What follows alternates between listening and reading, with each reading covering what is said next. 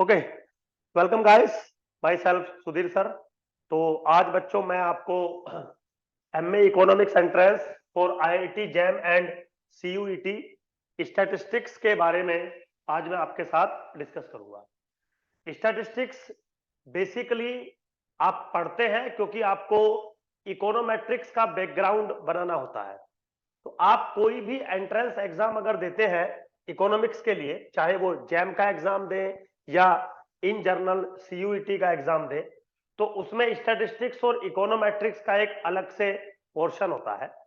Econometrics basically एक economical application होता है थ्रू मैथमेटिक्स इन स्टैटिस्टिकल एनालाइजेशन डाटा में। लेकिन आज हम इकोनोमेट्रिक्स नहीं, सबसे पहले आज हम डिस्कस करेंगे कि what is the statistics. Simple subject है बिल्कुल, लेकिन अगर आप इसको अच्छे से पढ़ेंगे, अच्छे से समझेंगे, तभी आप सीयूईटी या आईआईटी का जो क्वेश्चन है उसको क्रैक कर पाएंगे। चलिए जी, तो सबसे पहले शुरुआत करते हैं डेफिनेशन से। भाई कोई मान लीजिए आपसे पूछ ले कि स्टैटिस्टिक्स का डेफिनेशन क्या होता है, तो मेरे बच्चों स्टैटिस्टिक्स बेसिकली एक साइंस का सब्जेक्ट है। So statistics is a science in which we collect the data, tabulate the data, analyze the data, then give the result. Means statistics is a science in which we collect the data,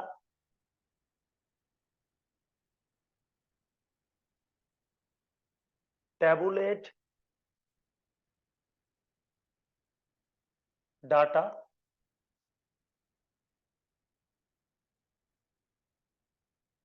analyzes the data। बिल्कुल एकदम normal definition मैंने आपको लिखी है सिर्फ समझाने के लिए कि भाई बेसिकली स्टैटिस्टिक्स होता क्या है। So statistics is a science, means statistics एक साइंस का सब्जेक्ट है।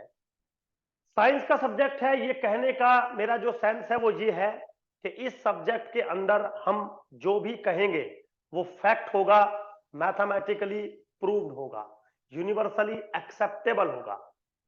कुछ सब्जेक्ट ऐसे हैं जैसे आपका इकोनॉमिक्स।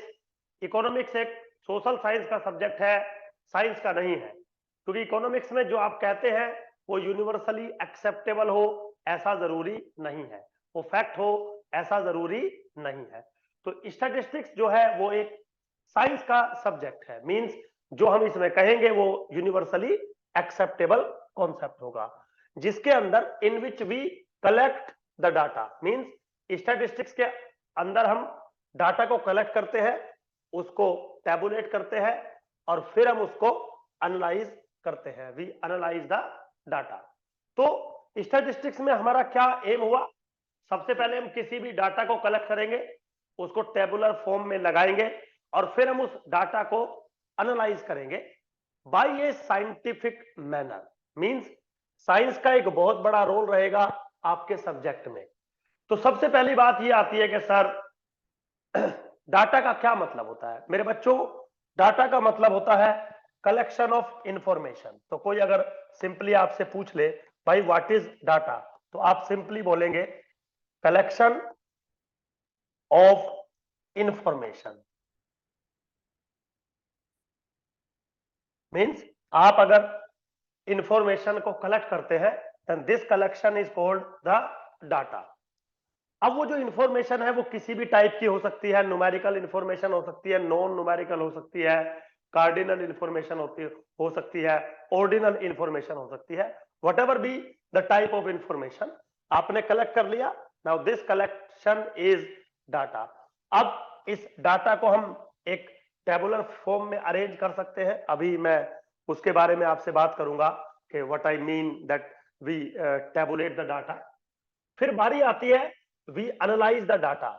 तो सबसे जो मेन क्वेश्चन है स्टैटिस्टिक्स का वो यही है कि आप डाटा को एनालाइज कैसे करते हैं, क्योंकि आपको डाटा कलेक्ट नहीं करना है, आपको कलेक्शन दिया जाएगा डाटा का। आपको डाटा टैबुलेट भी नहीं करना है, वो भी आपको दिया जाएगा टेबुलर फॉर्म में। आपको सिर्फ डाटा को एनालाइज करना है। तो अगर आपको डाटा को एनालाइज करना है तो सबसे पहले एक बार एनालाइजेशन के बारे में बात हो जाए कि एनालाइजेशन का मतलब क्या होता है। मेरे बच्चों, डाटा को एनालाइज करने का मतलब होता है कि जो भी दिया हुआ डाटा है उसके बारे में आपको चार बातें कैलकुलेट करनी है। नंबर वन, एवरेज, जिसको आप सेंट्रल वैल्यू कहते हैं, जिसको आप सेंट्रल वैल्यू कहते हैं। Second, dispersion. Third, skewness. Fourth, kurtosis. तो मेरे बच्चों, बेसिकली हम लोग चार बातें कैलकुलेट करते हैं व्हेन वी से वी एनालाइज द डाटा। आपको डाटा का सेंट्रल वैल्यू या एवरेज निकालना होता है, आपको डाटा का डिस्पर्जन निकालना होता है, स्क्यूनेस निकालना होता है, एंड कुर्टोसिस आपको कैलकुलेट करना होता है। चलिए, तो दुनिया का कोई भी डाटा अगर आपको टेबुलर फॉर्म में दिया जाएगा, आपको साइंटिफिकली इन स्टैटिस्टिक्स ये चार बातें आपको कैलकुलेट करनी है। ठीक, अब हम आगे चलने से पहले सबसे पहले थोड़ा सा ये डिस्कशन करना चाहेंगे कि भाई डाटा किस टाइप का होता है। आपने ये तो बता दिया कि data is nothing but the collection of the information. कुछ इंफॉर्मेशन को कलेक्ट आपने कर लिया। तो वैसे तो बच्चों डाटा बहुत सारे टाइप का होता है, जैसे primary data, secondary data, used data, unused data, ordinal data, cardinal data. There are so many type. But statistics में जब भी हम डिस्कस करते हैं तो डाटा का टाइप इस तरीके से नहीं करते, इन ए सिंपल मैनर जो है डिफाइन करते हैं। डाटा दो टाइप का होता है इन statistics. Number one, frequency data. Number one, frequency data, and number two is probabilistic data.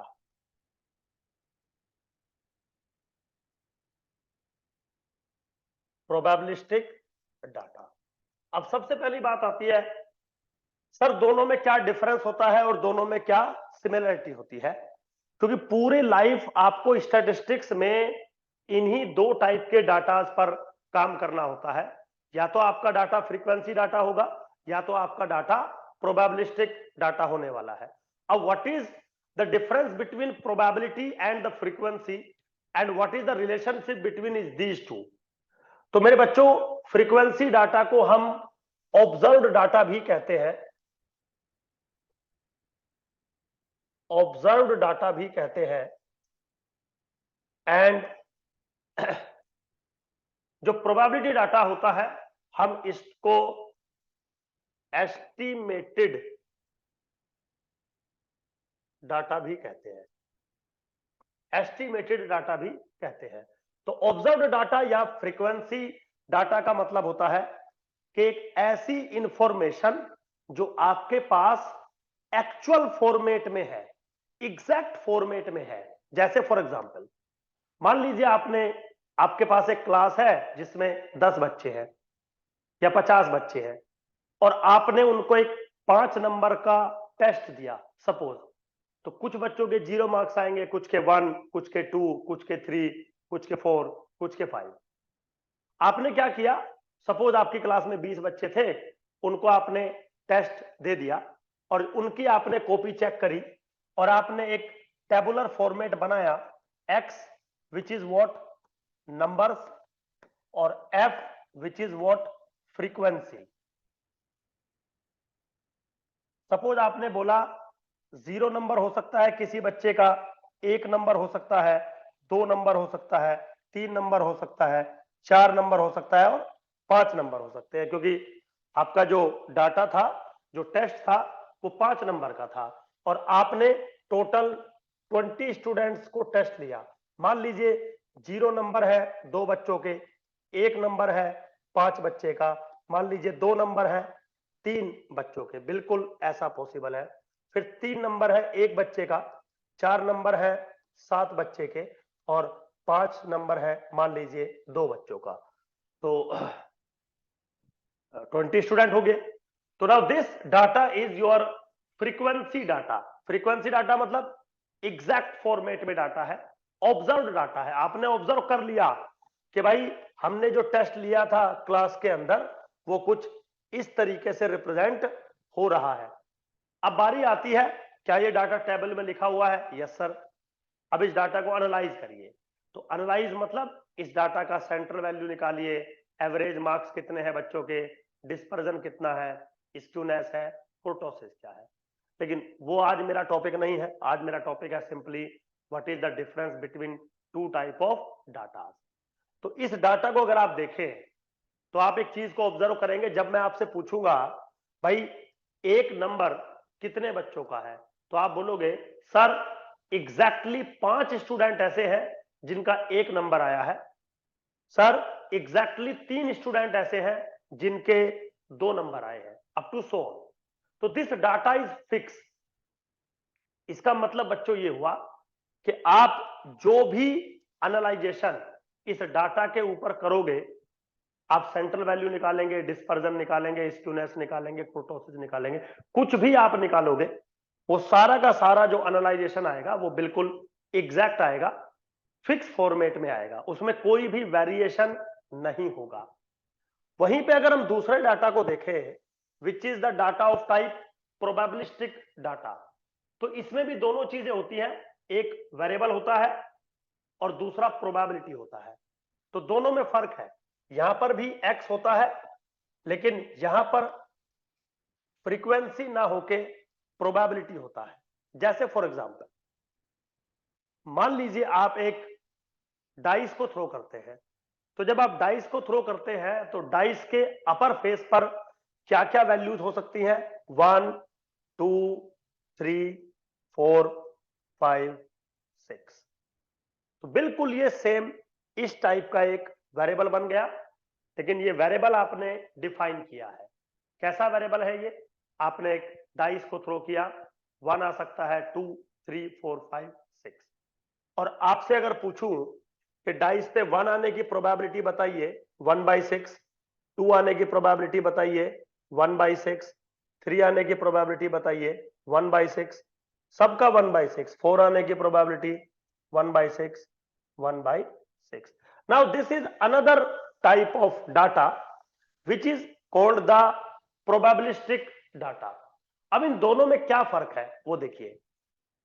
यहां पे आप ये कहना चाहते हैं कि सर जब हम डाइस को थ्रो करेंगे तो 1 आने की जो प्रोबेबिलिटी है वो है 1/6।